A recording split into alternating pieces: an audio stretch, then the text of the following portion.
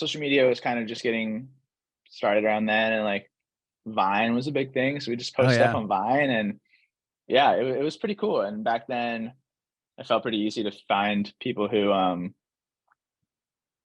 liked your stuff, I guess. So I'm gonna put my phone on do not disturb. Um, so then yeah, we just did that for a while. That's how I got my start on making the videos and everything too, because that was a big component in the YouTube rap scene back in the day.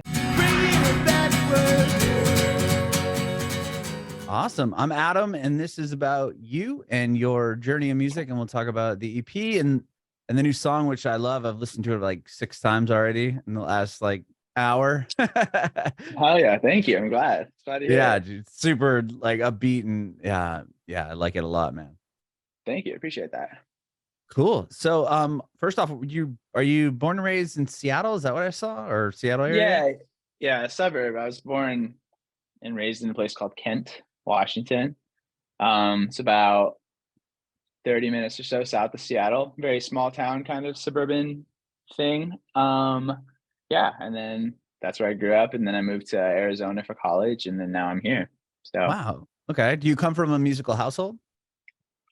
sort of. I mean, my parents like music and listen to it a lot, but no, not necessarily. No My plays uncle anything? is in a band though, and Oh, so for a while he stored his extra drum set in my basement. So that was like a big part of why I guess I started being in a band back in the day. But my parents don't play any instruments now. oh, cool. So your uncle had a drum set at your house. So you would what? Is that's what you first started to play? Is that where you kind of started out on an No, and instrument, or actually, no? I have to correct myself. My dad does have an instrument. He Okay. bought a trombone on Craigslist when I was a kid. He wanted to learn, but he never learned how to do more than one note. But I remember he did have an instrument. Um, Did you play the uh, trombone? no, he didn't. My dad was just like, he wanted to learn it and then just never did. But But did you learn it? I guess. Did you pick it up? no, Oh no. no, Okay. I never did.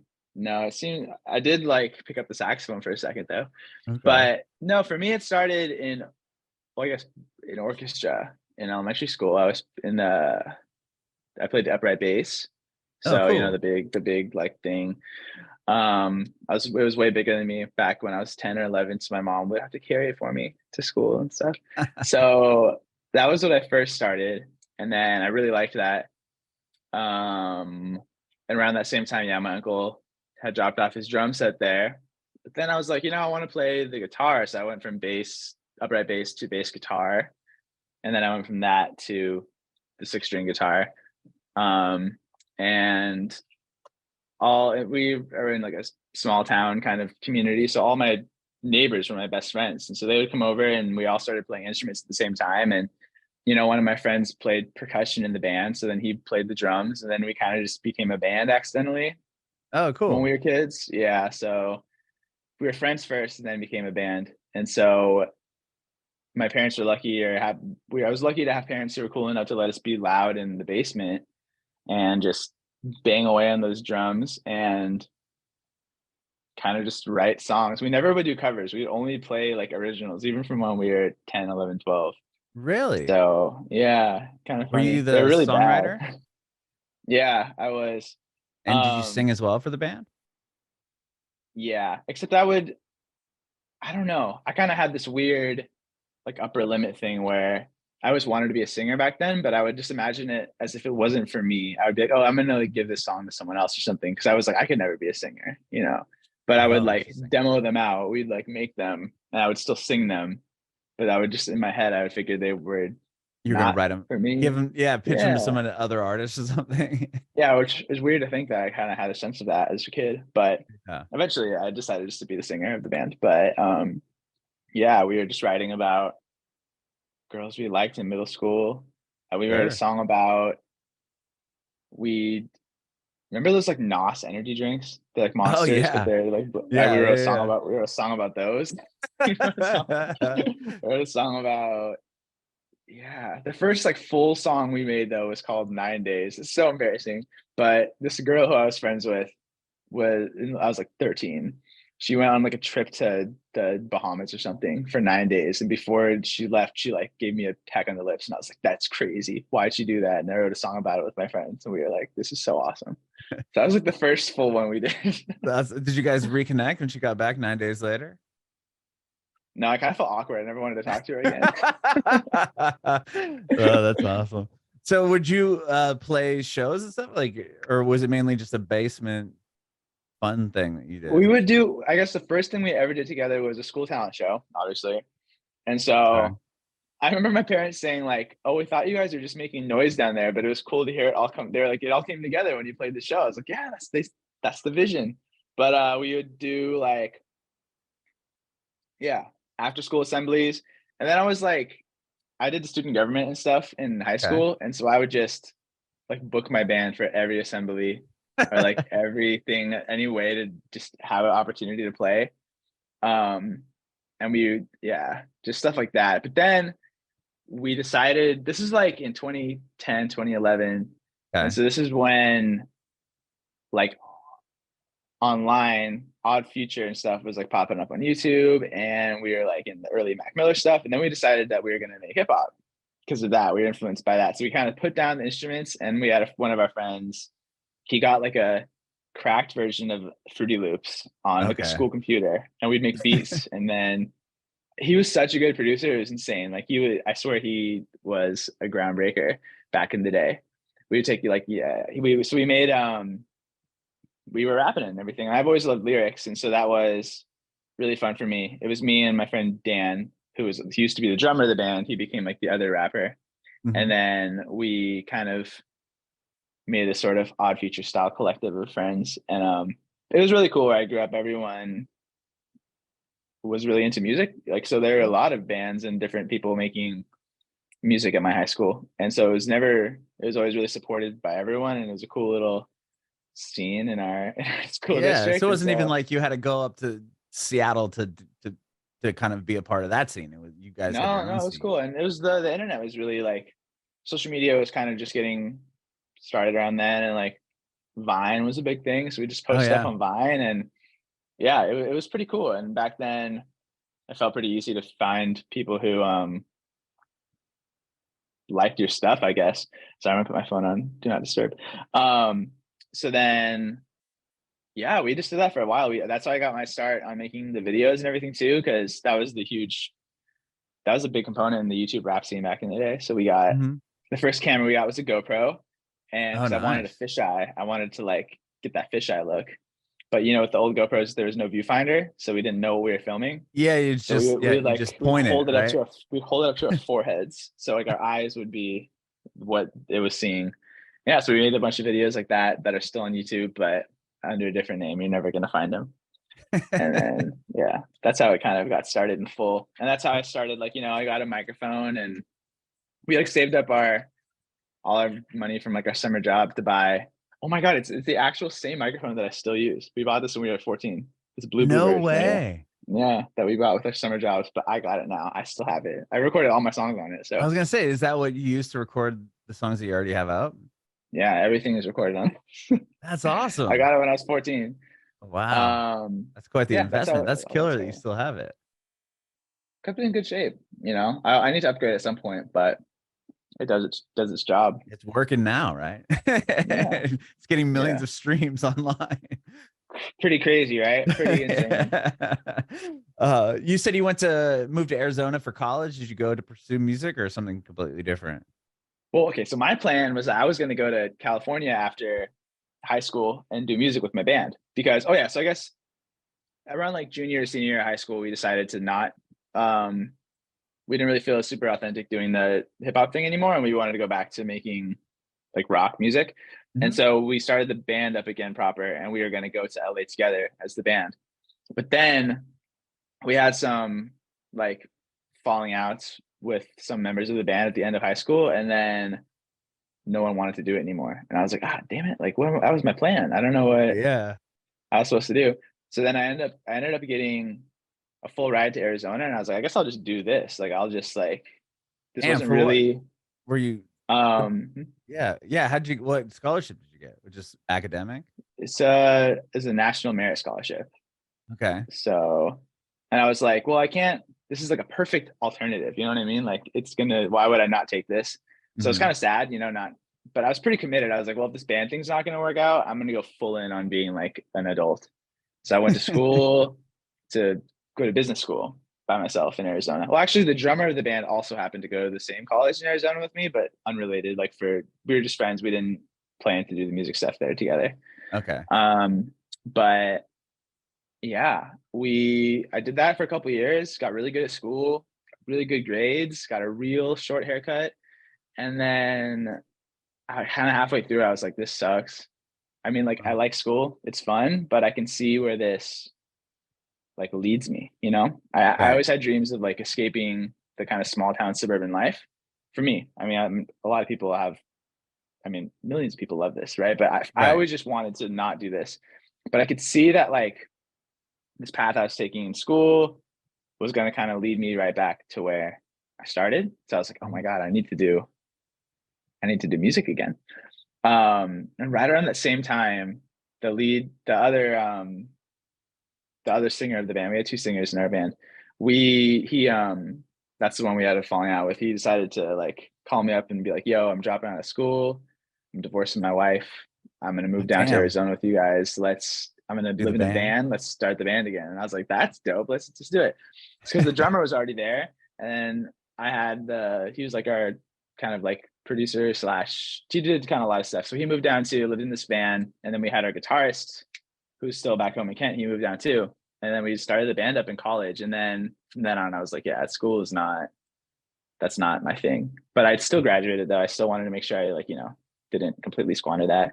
Mhm. But then, yeah, we got to start doing, that's where we got like most of our live show experience, if not all of it. We would play in California and stuff, but Tucson has like a really cool live music scene, specifically around Yeah. like punk, there's always been a big pop punk scene in Arizona with like Jimmy Eat World and stuff. But Mhm. nowadays it's like we played shows with like Ann Arbor and like shit like that. Those are the guys Yeah. who did the song from Scooby Doo too.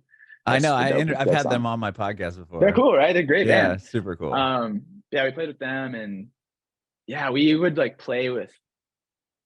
There's so many venues in Tucson, and we stayed for a summer there. I like gave up my internship, and we're like, let's get good at doing this band thing. So I was in a frat at the time, but I like it was not really my thing.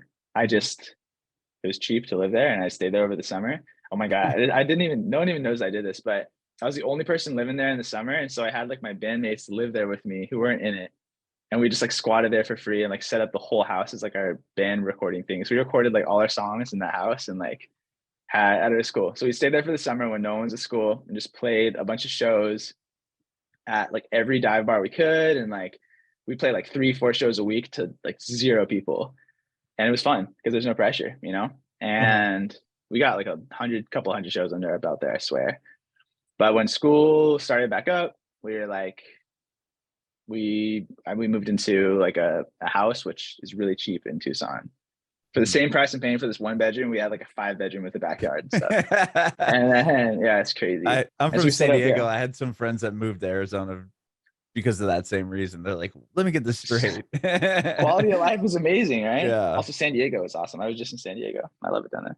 Oh, cool. Yeah. I recently moved, or I guess within the last couple of years, moved to Nashville, but born and raised in San Diego, and I lived in the Oh, Bay you're in Area. Nashville right now?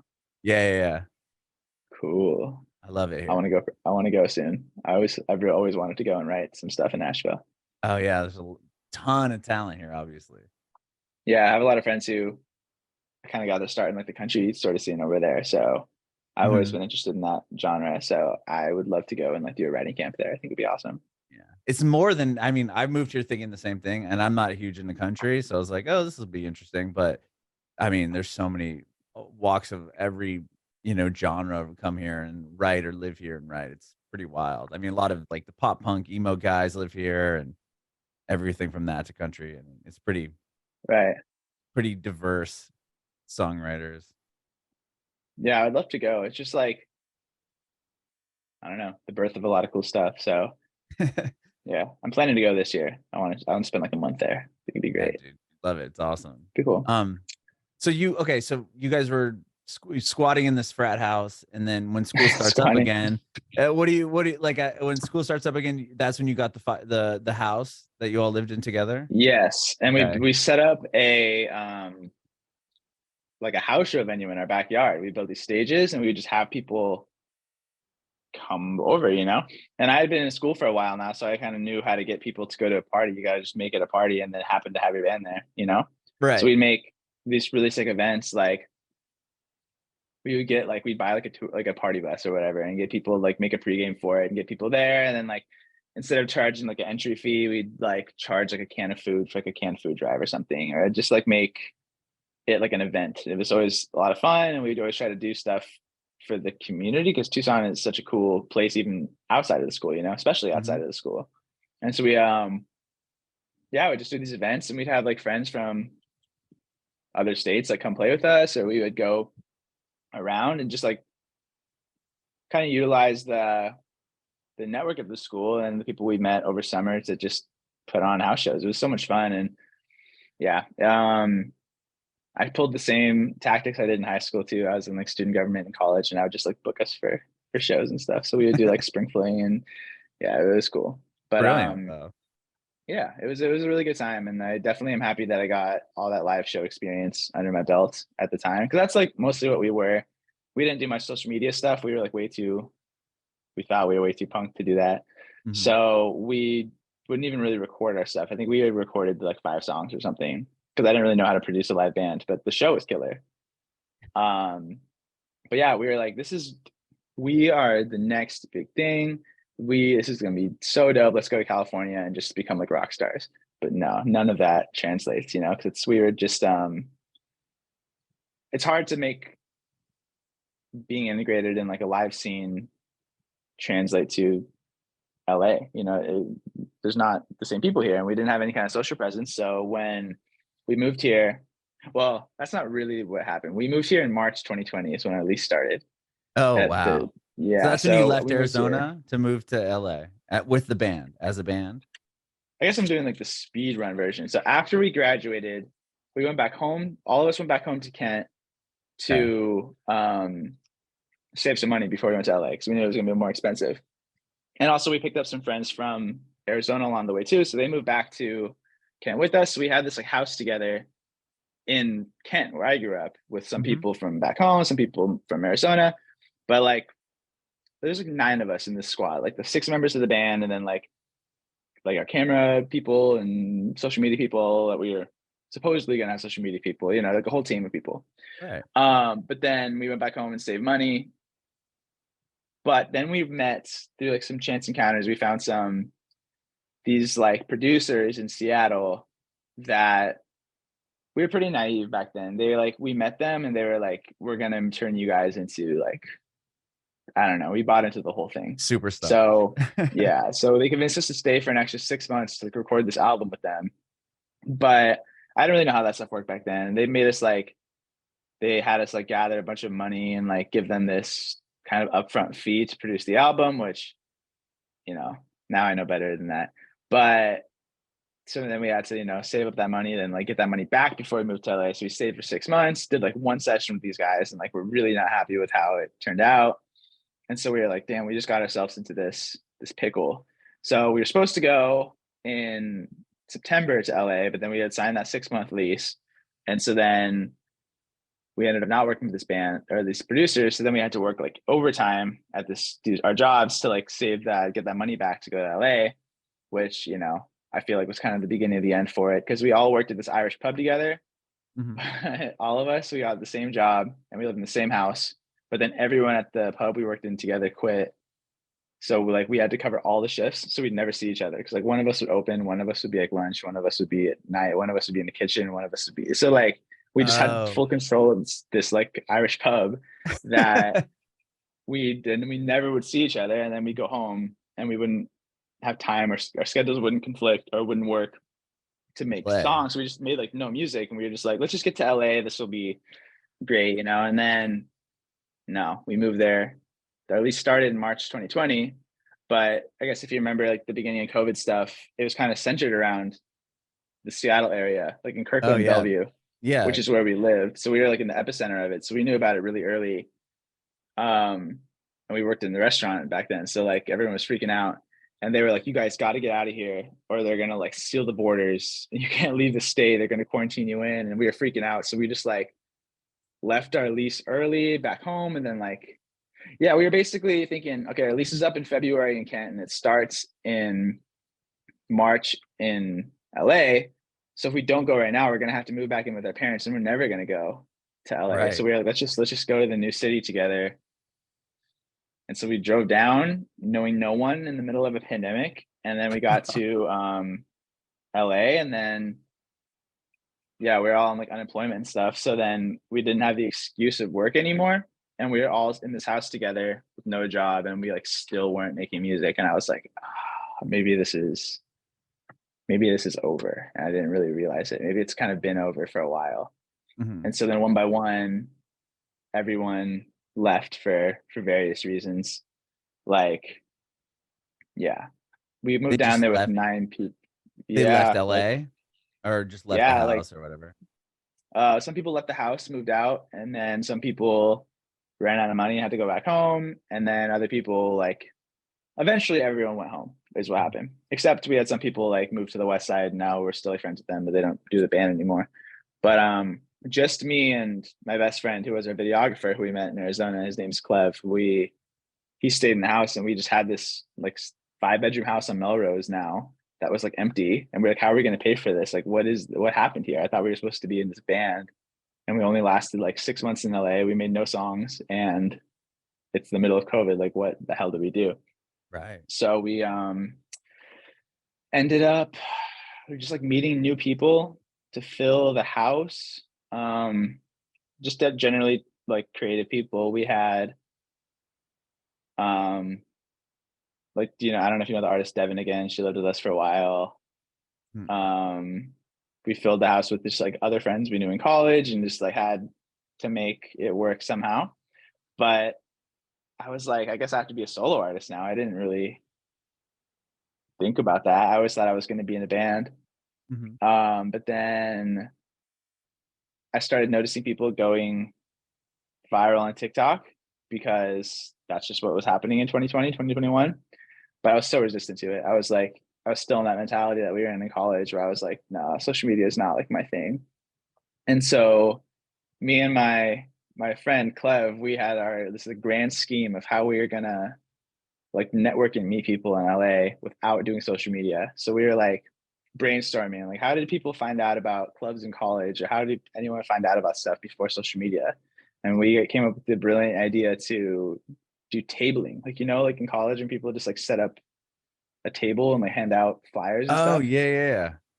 We were like, what if we just did that for our like our music or whatever? And we thought, we know it's stupid. We thought it would be pretty funny. And we were thinking, okay, but we're wearing like masks and stuff. So how are people going to know what we look like? And so we printed out these 8-foot tall signs of our faces and set them up. Yeah, it's crazy. And like we got like, because no, people were, it was like the world's gonna end. Let's just go crazy. So we were like, what Right. would happen if just for like a month we just did this every day from 9 to 5, like a job, and just set up shop at a different spot in LA for a month, just to see what happened. And so I didn't have any songs out at the time. I was just like an artist in theory more than practice. And I would refuse to do TikTok. We didn't record any of this in social media. This is a completely like an in real life experience thing. We Oh didn't even film it. It wow. was just nothing. We just like set up. We just were like, all right, let's just start it. So we set up a booth by like the Melrose Trading Post and just like set up a, a table with like stickers that I made, which is like my face on it. I wasn't even an artist yet. I had nothing on Spotify. And we just had an 8-foot tall sign in my face and we were just sitting there being like, yo, what's up? You guys want to be friends? And people thought it was hilarious. And so we That's so met funny. so many people, like all the friends I have to this day in LA, we met through this.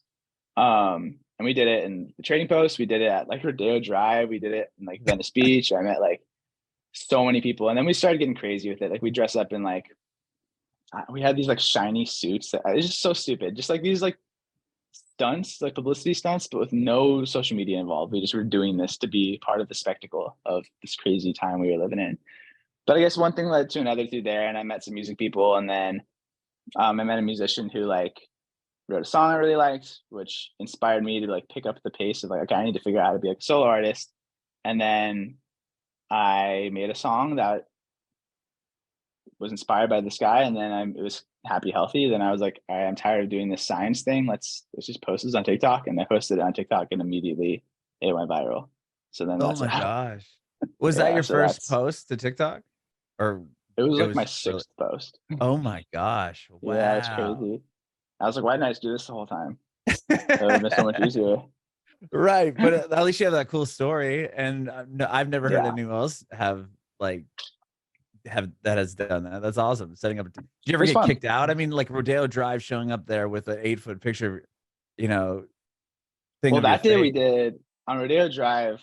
Our theme that day was, this is so stupid. We were like scientists that day. So we were wearing like lab coats, and we had like clipboards, and we had like a chemistry set out. And like, we just have people like, hey, you want to do science with us? And we just had beakers full of like colored food coloring, and like we just Like mix. It was just water. so stupid. But we met a guy there who like wanted to become like, he said he was looking for like a creative internship. And so we found an intern that day. He gave us his resume, and he became like one of our like best friends. And like, he's like helped us make so much stuff since then. And Oh, just that's because we so showed up in funny. lab coats.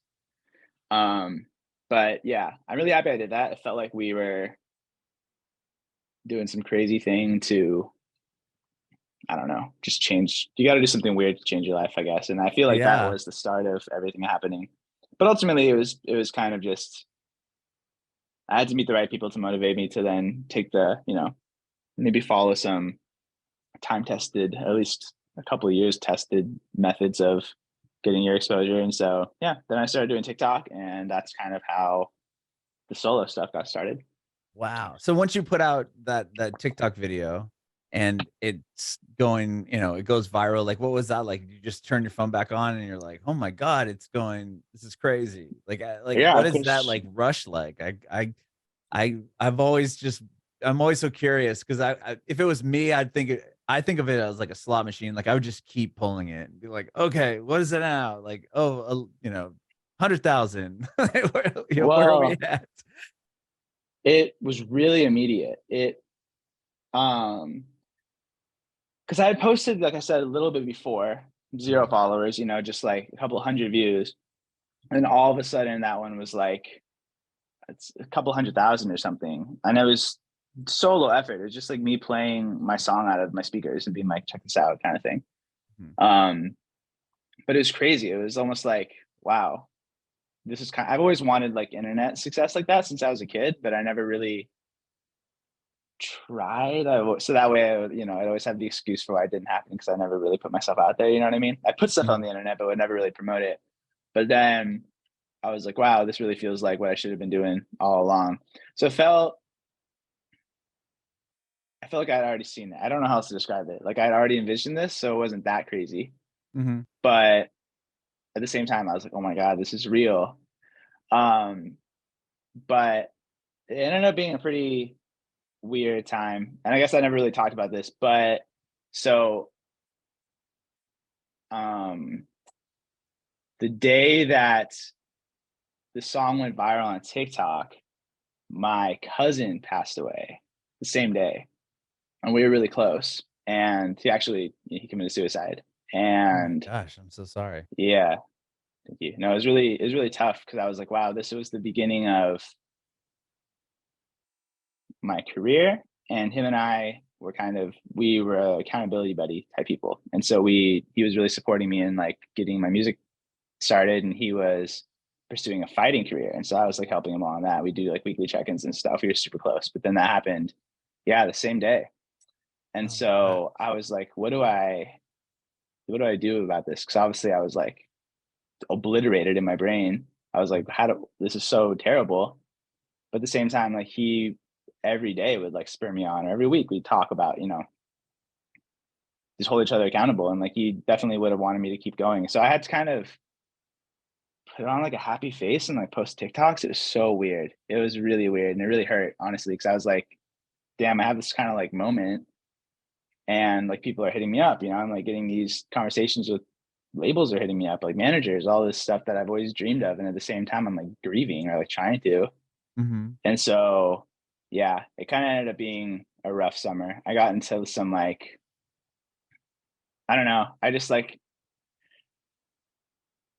tried like numbing it out by going out a bunch and like partying and Mhm. enjoying the distractions that were now available to me, and just like pursuing women and stuff, and honestly not making that much music, really just like numbing the sadness, Yeah, um definitely.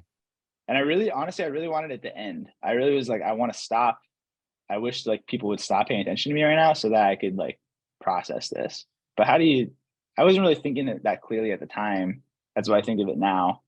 Because then I ended up kind of like burning out like super bad, because it sucks. It's pretty exhausting to have to try to be like dancing around online when you're really sad. Yeah, I can't And even also like, imagine.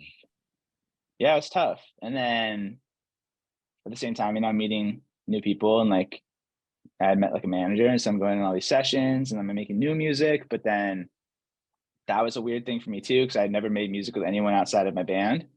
And so I'm like meeting all these new people and trying to like write stuff, but at the same time, like really in pain and like kind of avoiding what I was actually feeling. And so I was doing these kind of like superficially motivated songs about whatever girl I was seeing or whatever Mhm. dumb thing I'd done at a party or whatever. So a lot of my music was surrounded that kind of time of just like, here's the high of having a moment. Because the song keeps growing, and I had like some really great opportunities happen from that. But at the same time, I'm like totally disconnected from myself and how I'm really feeling about everything.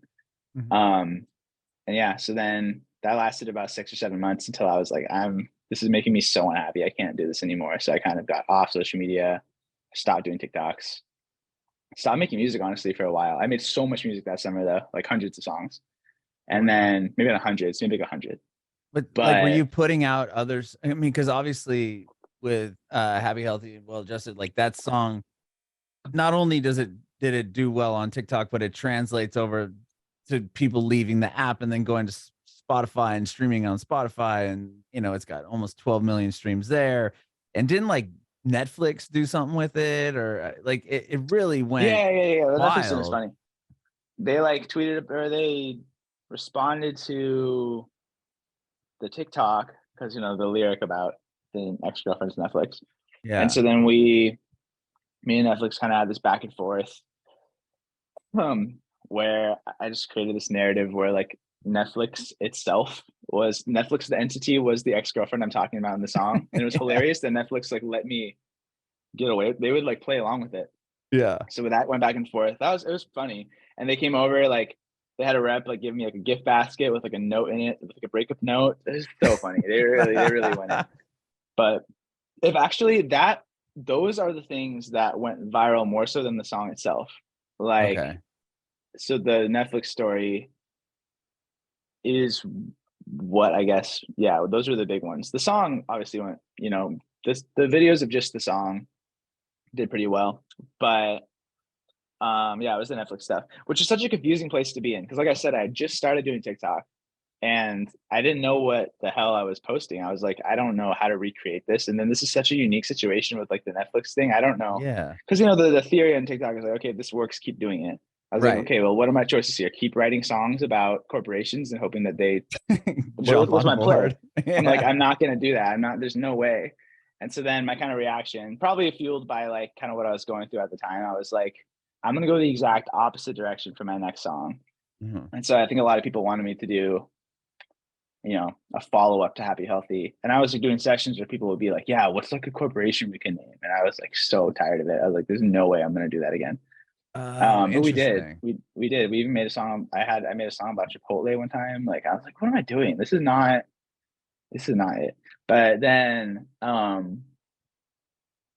so the next song I was like, let's go completely a different direction. And um I we did the Outsiders, and then I put Mhm. that one out, and then went like an even another different direction with Fresh Screen. And then at the same time, like I was making the follow up to Happy Healthy, like the EP that I have finished now and I'm putting out. Like these are the songs that I see as being connected to, Mhm. Happy Healthy. Like if this were an album, I guess I would have put Happy Healthy on it because these are all related in a way. But the stuff in between, like Outsiders, Fresh Screen, and then I did Birthday, and then Broken Always Never Again. These ones were just kind of standalone singles that just explored different sounds because I was never happy with just doing the same thing again. But I did want to kind of continue the saga of like what Happy Healthy meant, I guess, which to me is a song about being unhappy with where you're at in your life and yet still enjoying it, I guess. But Right. I was really interested in the story of like what happened with that song, like from like a meta level, like putting that out, and then all the stuff I went through that summer was kind of a what I thought was an interesting story because it was like, wow, all my dreams are kind of beginning to come true, and I was just not happy about it, which I feel like is a pretty common feeling, you know. But it didn't feel like I thought it would, and I was doing it alone rather than with a band like I imagined, and I was grieving, and I was getting older and still living in a garage and like still had no money, and you know, stuff going viral on the internet doesn't actually necessarily translate to like success in real life like one might imagine, you know. Right. It doesn't really mean anything theoretically. Mhm. um yeah, so those ideas like fueled the next batch of songs, and so that is what the new music I'm putting out right now is all that music I wrote in the summer Oh, after okay. Happy Healthy. And then that's when Yeah, you took the break. You said you kind of like took a did you say break or you know after the fact you were kind of like okay I need to like I need to figure out reset. yeah Yeah, reset like that's in a good word for it I couldn't think of. yeah, it was like in December of 2021. I remember I just did a session and I just felt completely empty. Like obviously I can make a song. I had enough practice now to like make something. I can Right. make a song and it could sound good, but I was like, this does not feel like honest anymore. Or it doesn't feel like I'm for me, it's always about first and foremost, like what is this expressing? More so than like, is this catchy? Obviously, I want them to be catchy and fun and you know, like listenable. But it always has to come from a spot for me of like, here's a feeling that I kind of don't want to feel anymore. So let's put it into a song. So I don't, so it just exists on its own separate for me. That's always how I've worked. But then I stopped like wanting to do that or something, or I felt like I had to start confronting myself literally without having to make a song, without having to like hide behind the making of a song and like really think about, wow, like, okay, I moved to LA. I got into a lot of credit card debt to make this music thing work. I live in a garage. My car doesn't work. Like I'm not happy.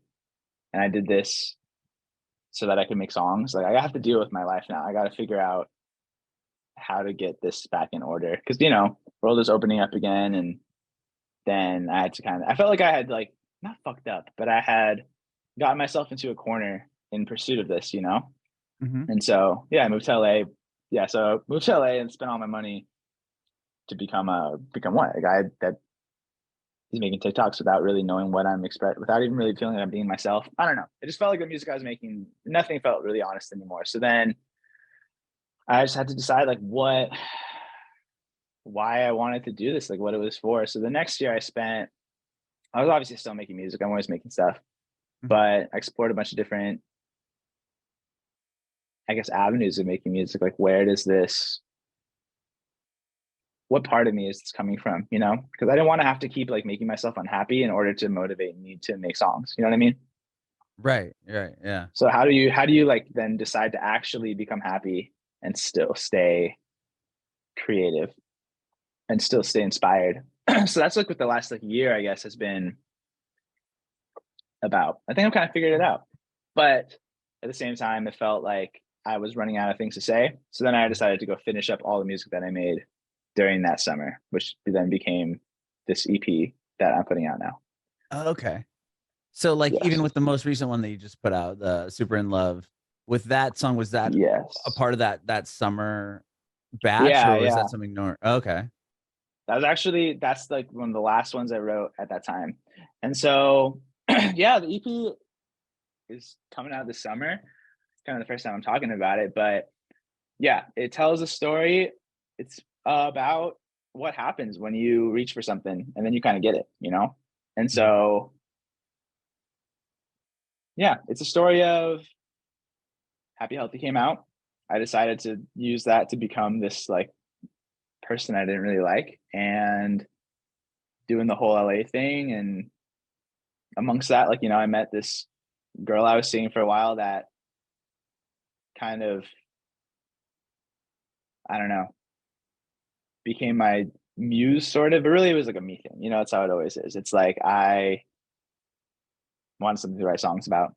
So then Super in Love is like the end of the EP. It's actually the last song on the EP. And it's kind of like the epilogue for this story where I can kind of look at everything in past tense and be more positive about it.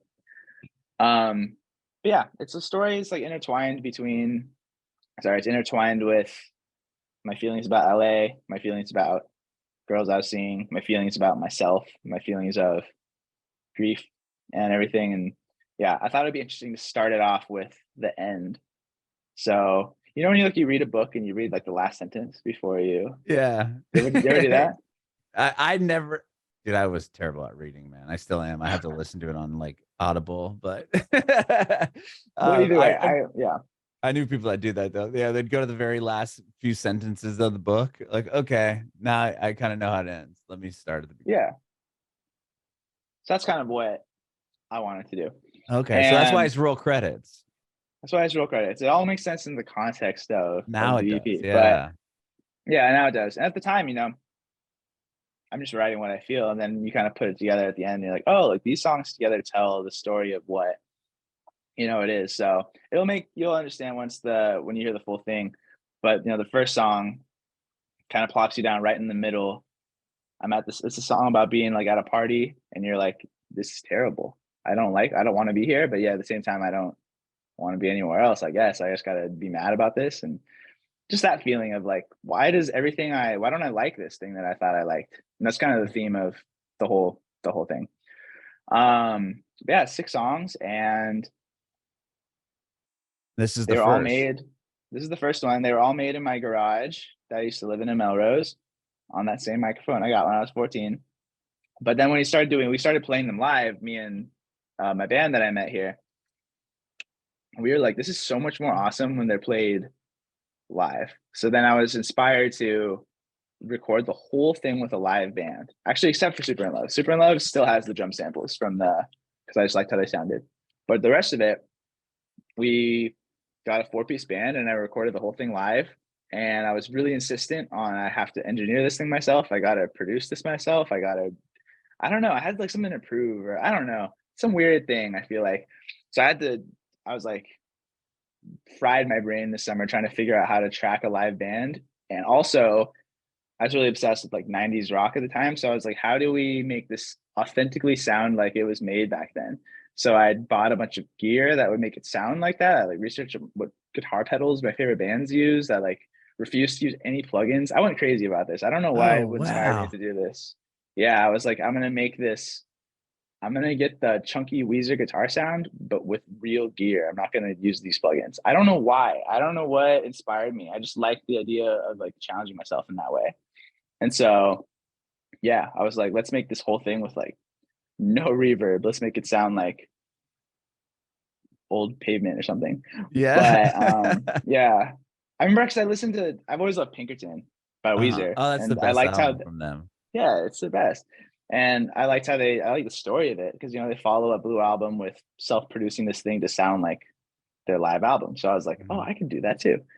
And I thought it would be cool to put a body of work together like that rather than a series of, you know, disconnected singles. I was like, what would it feel like to create something from the top down? These are already written, but to produce these out in a way that hopefully, at least in my brain, is more than the sum of its parts. And so it felt really cool to make an semi-authentic representation of the music that inspired it. I think that's also a reaction too, because Happy Healthy kind of got put in this lane of like the new pop punk type stuff that was especially really popular in 2021. And I was like, what if we take a step back from that and make this sound more like what inspired it, but written in the style of the way these new style songs are? So that was kind of the experiment. But yeah, after that though, I kind of learned like maybe I don't like being a producer as much as I thought, but I'm happy that I did it. Happy that I did it. Yeah. Wow. So the whole record, you produced the whole EP that's coming out. I produced everything except for the next single, because the next single is just an acoustic guitar and me. Okay. But I did that one with Lil Aaron and Dan Geraghty, who plays guitar for 21 Pilots, and he and Aaron produced it. And also I didn't engineer that one. That's the only one I didn't. Oh, sorry, I didn't mix. I didn't mix or produce that one. Okay. But everything else, yeah, I did. You did? Wow. Yeah. So happy that I got that done, but feels like it came from a place of something to prove to myself more than anything. But at the end of the day, it took way longer than I wanted it to, and it took a toll on my mental health, I think, by holding myself up in not this room, my old apartment, and just like mixing this thing all day, which I never really had any idea of how to do. But I even feel like that is something I had to get out of my system too, because music for me used to be this really collaborative thing with my band, but then I was kind of forced into doing this solo artist thing. So I think I probably got the idea in my head that like I got to go at it alone. I got to do this all by myself, which now I see as being a flawed thing, because the product suffers and I suffer too. So yeah, making the EP was like a little bit of a painful thing. So I definitely don't want to do that again. And we're finishing up the second EP right now, which I'm not producing, but yeah, I learned a lot about, hey, it's a safe thing to collaborate. It's not going to be like, I had to kind of convince myself, like, this is not going to turn out like your band. You're not going to end up stranded if you rely on other people. Like, that is a crazy coincidence that happened because of COVID. Like, it's not always going to be like that. You can work with other people and it'll be fine. But that kind of took a while to open my brain too. Like, even the fact that I'm like letting someone else produce this EP is awesome, because like they're a much better producer than I am, but it's hard to let go, guess, right? It's hard to let go of stuff that's precious to you. You're like I don't know if I want someone else touching this. Is it gonna suck, or But obviously, I think it takes a lot of humility, honestly. Yeah. I think for me, like, I didn't realize it. I used to think that I wasn't letting people help as much as I wanted because I don't really know what I thought back then, but I guess I had to realize that it was actually me being unconfident in my work, that I was kind of limiting it by like, I don't know, let's make a video for $0. And then if it does well, like, oh, that's awesome, because I didn't really try. Not that the money, that's more of an example. I guess I mean, like, if it's only me, then it's only myself to blame if it doesn't go well or something. Or I don't know how else to describe it. Maybe like by putting these limitations on it, it's like almost like I'm giving it more of an excuse to not be as good as it could be or something, which that's more well, of you like have control over it, right? I mean, giving up the control of it and the creativity is a hard thing to do. Yeah. But I'm really happy that I've learned to not do that though, because it's a hard thing to do, but yeah.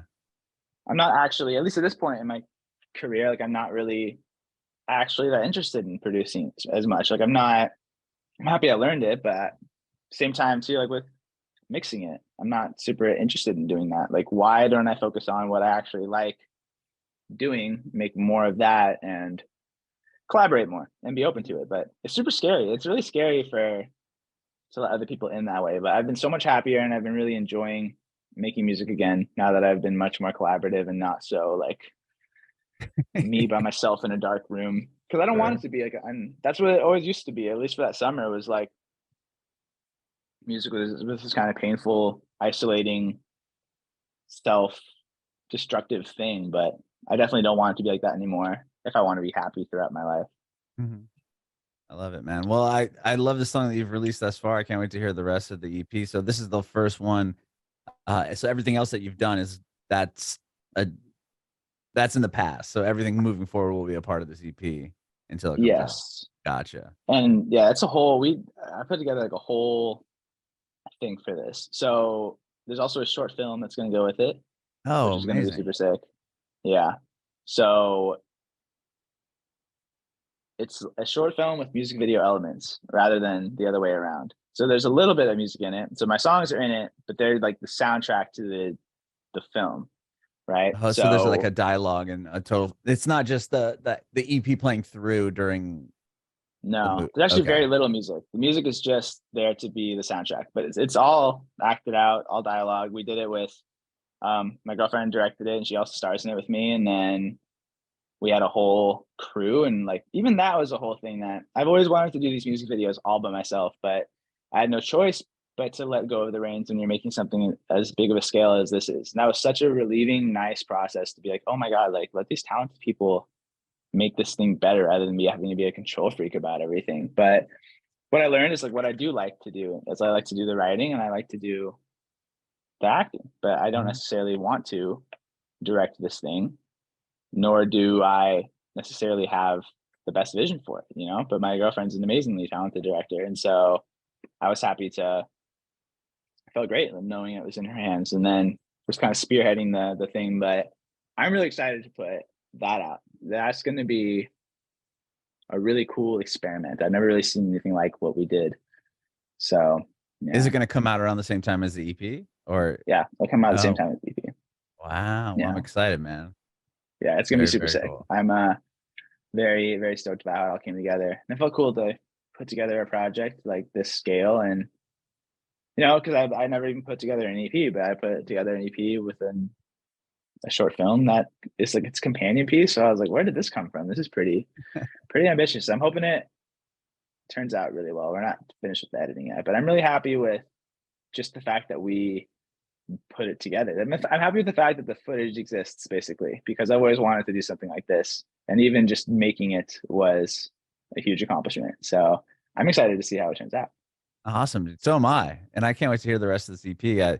I love that you said that you're kind of like, obviously the pop punk thing made its way back within the past couple of years, but you wanted to take it back even further to more of the 90s, like Weezer, Pinkerton stuff.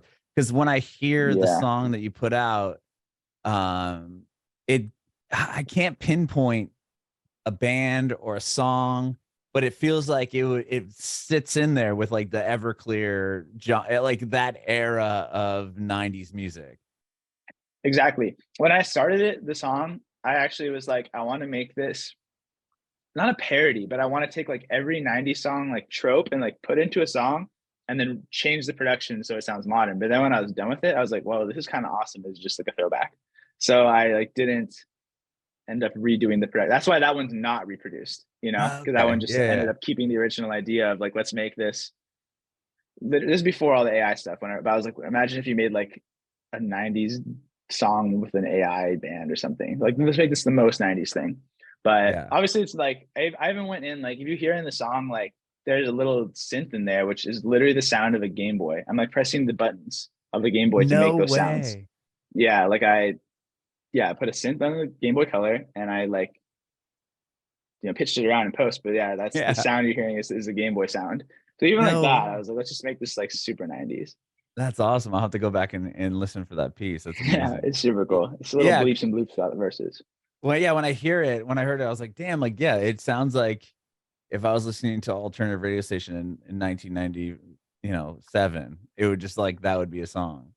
That happens, you know what I mean? Like, yeah, it's really, but it's cool. It's modern though, you know, it doesn't sound like you like the songwriting, something. right? Yeah. Like I was like, there's just, I feel like there used to be before the advent of like social media and stuff, there used to be sort of like rules of what you could and couldn't say in the lyrics. Like it would be kind of weird to hear an older song that would get too specific. But like another big theme of the CP is like, let's see how specific I can get with these lyrics. Like kind of like Happy Healthy, right? Let's make this completely personalized to my own experience. No metaphor. Let's not even try to make this relatable. Let's just like say what happened. Like don't even make a rhyme. This is just there. And I feel like that is a pretty modern thing to do in terms of, I mean, modern is the right word, but that's something that I guess I wouldn't have heard back then.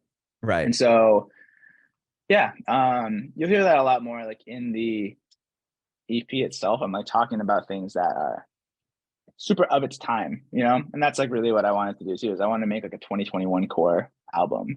Like people, I don't know. I wanted to really feel like a time capsule, but I guess a lot of things. So.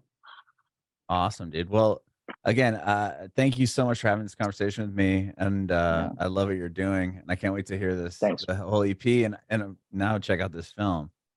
So that's really cool. Thank you for having me. I appreciate you having me on here and letting me spill my guts. Oh man, this has been great. I have one more question for you before I let you go, Max. I want to know if you have any advice for aspiring artists. Ooh. Okay, be an artist. Okay, I know that's gonna sound like a weird advice, but like you're not like think of what you're doing as like a big spiritual art piece. Like you are the artist. That is what you're working on, not the individual song, not even the EP, not even the album. Like each one of these little things you work on is just practice for like the big art piece, which is yourself. And I completely just ripped that from the book The Artist's Way. But like seriously, when I was focused on it on the micro level, even as much as like, is this the best chord progression? Like, no, expand it. Like, it doesn't, the details don't matter as much as like, how are you developing as an artist? And once you start focusing on that, so many answers become clear, you know, like I know a lot of artists, myself included, like struggle with like, what do you post on social media? Well, if you think about it from like the top down level, like who am I? How do I be authentic on all fronts? What would my artist do? What would I do?